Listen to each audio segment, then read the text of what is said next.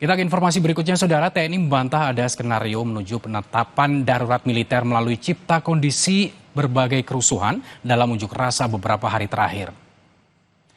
Wakil Panglima TNI, Jenderal Tandio Budi Revita, membantah langsung isu akan adanya penetapan darurat militer. Menurut Tandio, Saudara, TNI juga taat pada ketentuan yang diatur konstitusi.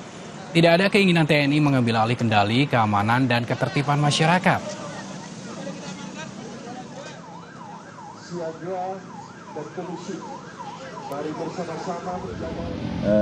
Saya sampaikan bahwa tentara lah TNI dalam hal ini taat konstitusi. Tadi saya sampaikan bahwa TNI saat ini dalam satu soliditas yang sangat kuat antara Kementerian Pertahanan, Mabes TNI, dan Mabes Angkatan. Tentunya kita dalam satu kodal itu semuanya. Kalau ada anggapan seperti itu, tentunya itu sangat salah, jauh dari apa yang kita lakukan.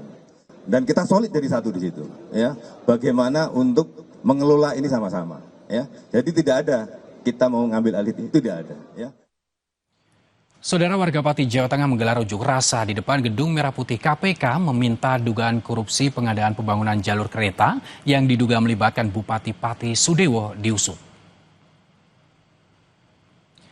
KPK menanggapi aspirasi warga Pati yang sudah jauh-jauh datang ke gedung KPK Jakarta.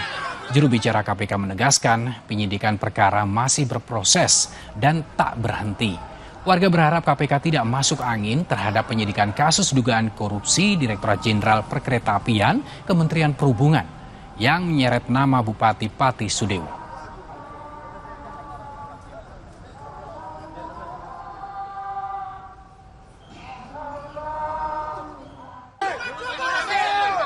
Jadi kami pastikan penyidikan perkara tersebut tidak berhenti, penyidikan perkara tersebut masih berproses.